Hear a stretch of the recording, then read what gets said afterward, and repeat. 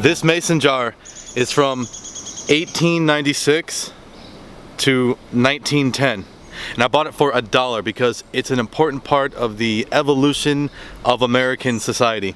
This jar right here allowed people to preserve food before the age of refrigeration. So families would have gardens and they would take their vegetables and they would put it in here and preserve it. And then later on, when you were ready, you could just reheat it and it would be instant food. And so that changed our culture and our society. So for many, this right here, this invention was a blessing. But there were several cases throughout history, even into modern day times, where this jar right here was deadly. It killed people. So here's how it happens. So when you have a garden, the soil in the garden is populated with many different types of bacteria, most of them harmless. You can eat dirt and you'll be fine. However, there is one type of bacteria that can be deadly in the right conditions.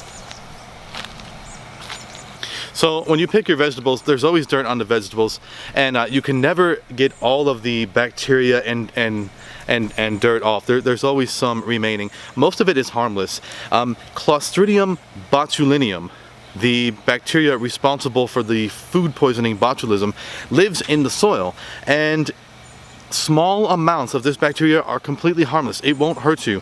The only way to make it toxic enough to cause harm is to inadvertently culture the bacteria, and people did that with improper canning methods.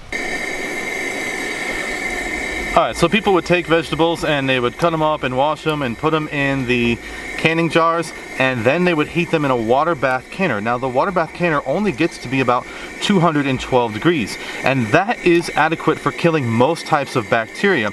However, there are certain forms of bacteria which can survive boiling water. So if I put these carrots in this water right here and then heat it up in a water bath canner, I will be killing 99% of the bacteria. The problem is that if there is botulinum in there, it will survive that heat treatment. So about the jar, this is a great jar. If you look at this A-M-A-S-O-N, that A right there, it's missing like the crosshatch on the A. So I wonder who was responsible for that. Somebody screwed up at the factory. The next thing that's distinguishing about this is that the embossing is very, very crude and wavy and distorted. So it must have passed quality control, but it was very poor quality. And on the back here, all of this right here has this like melted wavy glass appearance, and the casting line is just like insanely thick.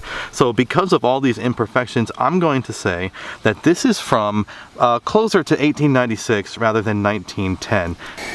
Okay, so when I put the lid on this vessel right here and I heat this up in boiling water, most of the bacteria will be killed except for a couple individuals of the botulinum bacteria, and they will live in here, meaning all other bacteria are gone except that one species. So what happens is that individual species repopulates the whole entire jar, and you have billions of bacteria producing the deadly botulism toxin. So here we have the water bath canner, and this is how people canned. Now the thing about this is that, yeah, it'll sterilize the bacteria that's living, but that botulism bacteria will be the only one in there, and it can grow without oxygen. This originally had a seal on it, and so that anaerobic bacteria, which grows without oxygen, would not produce a spoiled smell. So when you opened up the can, it would seem like everything was okay, because the bacteria that produces the rotten smell was missing. The only bacteria that was in there was the botulism causing bacteria, and that produced no odor.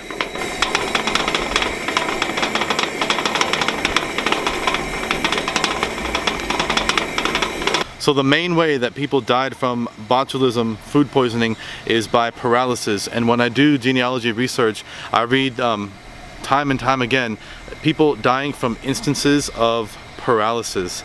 And so I wonder how many young kids died of that, and no one ever figured it out. No one ever knew what happened, because this would make like really good baby food or toddler food. You just open it up and heat it up, and and it would be ready to go. So who knows how many people were affected by this. It still affects people in modern day times, but in modern day times we have two things going for us.